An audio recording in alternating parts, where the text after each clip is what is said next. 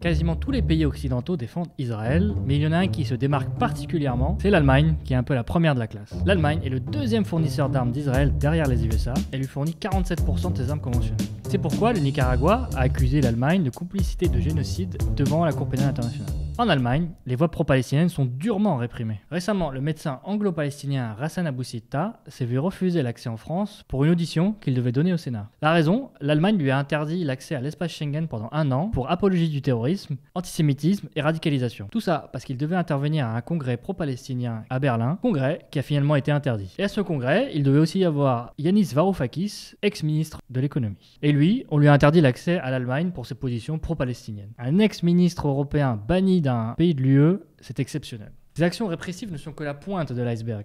Par exemple, le Land de Saxe-Anhalt oblige les étrangers candidats à la nationalité allemande à reconnaître officiellement l'État d'Israël et à condamner toute menace à son existence. Et bien sûr, il y a eu plein de perquisitions abusives, des poursuites judiciaires et des dissolutions d'organisations comme Samidoun. Samidoun, réseau de solidarité aux prisonniers palestiniens. Et comme on en a parlé la semaine dernière dans notre vidéo, le symbole du triangle rouge vient d'être récemment interdit en Allemagne, car ce symbole est utilisé par les pro-palestiniens. Alors même que ce symbole est aussi utilisé par des associations des victimes du nazisme. Et en Allemagne, l'attitude pro-Israël ne se limite pas qu'à la droite. Même l'extrême gauche Antifa la plus radicale soutient Israël, dont par exemple des ultras de clubs de foot.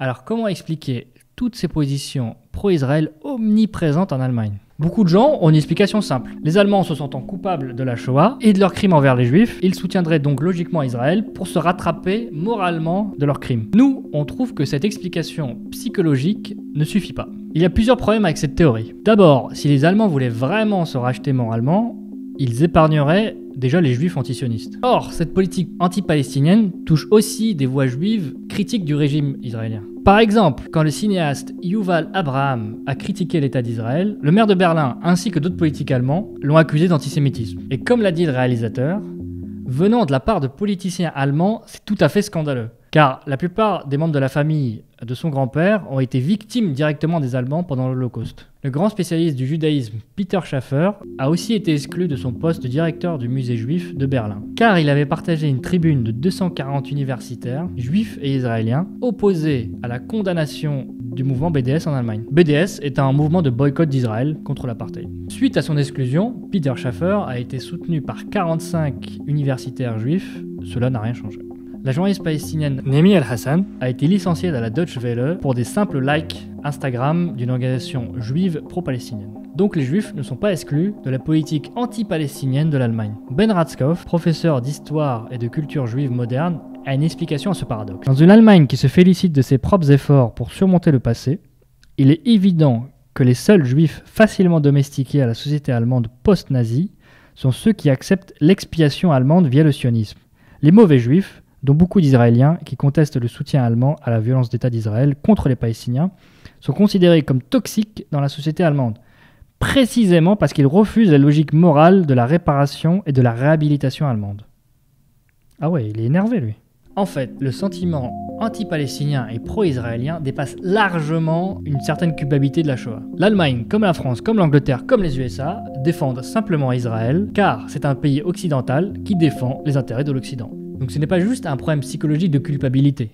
Les Allemands ont des intérêts matériels à leur défense d'Israël. Ils ont aussi un rôle de leader dans l'Union européenne, donc un rôle de leader dans l'impérialisme, juste derrière les États-Unis. L'Allemagne a aussi une vieille tradition raciste, coloniale, impérialiste et génocidaire qui remonte à bien avant la Shoah. Et pour vraiment comprendre la position actuelle de l'Allemagne, on doit plonger dans cette histoire. L'histoire coloniale allemande oubliée. En 1885, lors du partage de l'Afrique entre les différentes puissances européennes, l'Allemagne prend la Namibie. Elle y impose son autorité brutalement sous la direction d'Heinrich Göring, père de Hermann Göring, figure du parti nazi. En Namibie, le peuple Herero se révolte en 1889, il sera brutalement réprimé par Heinrich Göring. Village détruit, massacre de femmes et d'enfants, vol, expropriation et travaux forcés. En 1904, le général von Trott prononce un ordre d'extermination pur et simple des Herero. Entre 1904 et 1908, les Allemands ont exterminé près de 80% du peuple Herero et 50% du peuple Nama, un autre peuple qui résiste lui aussi à la domination allemande. C'est 65 000 Herero et 10 000 Nama qui seront tués. Les quelques survivants seront internés dans les premiers camps de concentration et disparaîtront dans les mois qui suivent. Déjà à cette époque, la mécanique génocidaire à l'origine de la solution finale, fonctionne à plein régime. Donc maintenant, je pense que c'est clair pour tout le monde. L'histoire génocidaire et raciste de l'Allemagne ne se résume pas seulement à l'antisémitisme.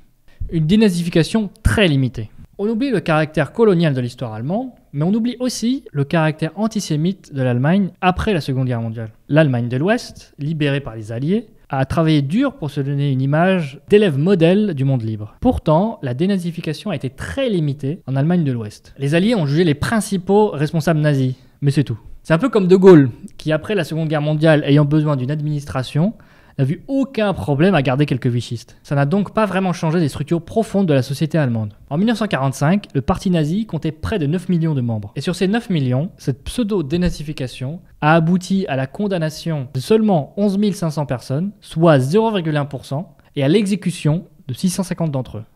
Et cette pseudo-dénazification a connu des ratés spectaculaires. De nombreux nazis de haut rang ont réussi à échapper à la justice et à se créer une nouvelle vie. Par exemple, Adolf Oessinger, général sous Hitler, a fini président du comité militaire de l'OTAN jusqu'à sa retraite en 1964. Il y a aussi par exemple Hans Globke, auteur des lois de Nuremberg, qui a fini par devenir directeur de cabinet de Konrad Adenauer, premier chancelier fédéral après la Seconde Guerre mondiale.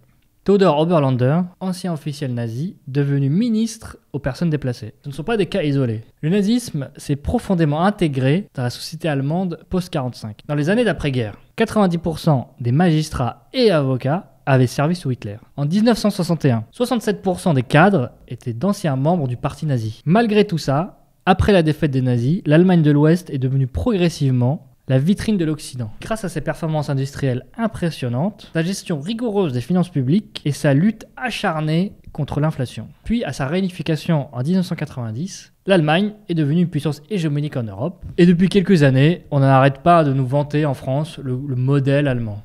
L'Allemagne est donc devenue le moteur de l'impérialisme de la construction européenne et l'a pilotée à base de traités qui défendent ses intérêts. Ces traités favorisent le libre-échange, la libre circulation des capitaux et des marchandises, une monnaie unique calquée sur le Deutsche Mark, une banque centrale européenne indépendante et une priorité absolue à la maîtrise de l'inflation et aux équilibres budgétaires. Ces traités, modifiables uniquement à l'unanimité, inscrivent des politiques strictes de gestion économique et budgétaire, comme les niveaux de déficit, d'endettement public et d'inflation. Et ces règles économiques, au niveau européen, affaiblissent grandement la démocratie au niveau national. À travers l'UE, l'Allemagne peut donc développer sa politique impérialiste à l'extérieur de l'Europe, mais aussi à l'intérieur de l'Europe. Parler d'impérialisme entre pays européens, ça peut paraître bizarre. Mais dans la théorie de l'impérialisme, il y a bien évidemment le nord, qui est le centre, et la périphérie, le sud. Mais il y a aussi des pays, ce qu'on appelle semi-périphériques, dont on parle moins souvent. Les pays d'Europe de l'Est sont semi-périphériques, pas tout à fait du nord et pas tout à fait du sud. Ce sont des pays exploités par les pays du nord, mais qui profitent aussi de l'exploitation des pays du sud, à une moindre échelle. Si ce sujet vous intéresse, vous pouvez regarder cette conférence de Selim sur notre chaîne. L'enrichissement de l'Allemagne s'explique donc par un dumping social pratiqué chez ses voisins, qui ont des règles de travail beaucoup plus flexibles. Elle a transformé ces pays en sous-traitants de l'industrie allemande en transférant ses usines et ateliers dans ces pays. Politiquement, ces pays intermédiaires semi-périphériques sont susceptibles de changer de camp dans un sens comme dans l'autre. Et c'est ce qui s'est passé après la chute de l'URSS. Il y a eu un changement spectaculaire de l'ancien bloc soviétique qui a rejoint le camp de l'impérialisme occidental. S'éloignant donc de Moscou, et ils se sont alignés progressivement sur Washington. Et c'est en grande partie la faute de l'Allemagne. Berlin a joué un rôle clé dans l'intégration de ces pays à l'Union européenne à partir de 2004. Ce qui a coïncidé avec leur admission dans l'OTAN, l'organisation impérialiste par excellence. Car l'impérialisme économique s'accompagne toujours de l'impérialisme militaire. Le retour d'une Allemagne guerrière en Ukraine. Après la Seconde Guerre mondiale, l'Allemagne a adopté une politique anti-guerre. L'Allemagne a notamment pris des positions pacifistes. Par exemple, ils étaient contre la guerre en Irak. Mais après l'invasion russe de février 2022, l'Allemagne abandonne ses positions anti-guerre. L'Allemagne est aujourd'hui le deuxième fournisseur d'aide militaire à l'Ukraine, juste derrière les États-Unis. Elle a aussi par exemple autorisé l'Ukraine à frapper directement le territoire russe avec des armes allemandes, tout comme les USA. Et cette semaine, Washington et Berlin ont annoncé le déploiement de missiles longue portée en Allemagne. Par ailleurs, 35 000 militaires américains sont déjà stationnés en Allemagne. L'Allemagne renoue donc avec une position guerrière assumée et s'enfonce dans une guerre interminable avec la Russie, plutôt que de favoriser un compromis raisonnable pour les Européens. Pour reprendre la formule de Pascal Boniface, les Allemands sont prêts à se battre jusqu'au dernier des Ukrainiens. En fait, l'Allemagne s'aligne tout simplement et totalement sur les intérêts américains en Europe. Alors pourquoi elle ne s'alignerait pas aussi sur les intérêts américains en Palestine ? Palestine, cœur de l'anti-impérialisme ? La Palestine est aujourd'hui au cœur de la lutte contre l'impérialisme euro-américain. Comme le disait Joe Biden quand il était sénateur, si Israël n'existait pas, on devrait créer un Israël au Moyen-Orient pour défendre les intérêts américains. Ou, comme le disait Richard Nixon, un autre président américain, Israël est le plus grand porte-avions américain du monde, qui ne peut être coulé, qui ne transporte pas un seul soldat américain, qui est situé dans une région critique pour la sécurité nationale américaine. En 2021, avant donc la guerre actuelle, Israël a reçu plus d'aide militaire américaine que tous les autres pays réunis. Pour les USA, l'intérêt de cette région est de garantir un approvisionnement stable en pétrole libellé en dollars américains pour le marché mondial et d'assurer que le prix du pétrole ne soit pas en dehors du contrôle des USA. Or, Israël étant une colonie de peuplement et un État guerrier, est le rempart principal à l'unité arabe dans la région et à la nationalisation du pétrole. Rappelons qu'il y a 40 000 militaires américains stationnés au Moyen-Orient et qu'il y a 23 000 citoyens américains dans l'armée d'Israël.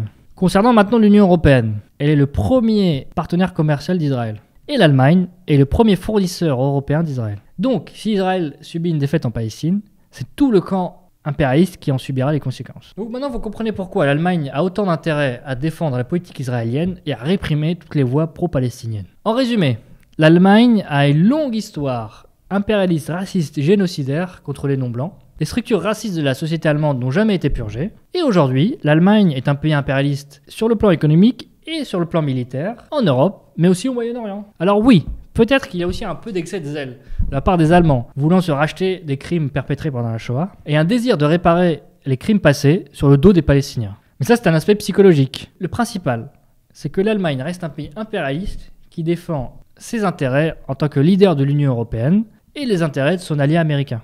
Et tout l'Occident a intérêt à maintenir le chaos au Moyen-Orient afin d'éviter une potentielle union des pays arabes qui pourrait se traduire dans la montée des prix du pétrole, entre autres. Mais on expliquera plus en détail ces mécanismes de l'impérialisme dans une prochaine vidéo. N'oubliez donc pas de vous abonner pour ne rien rater, d'acheter notre revue et de faire un petit don sur Tipeee. C'est bon le monteur? T'es content?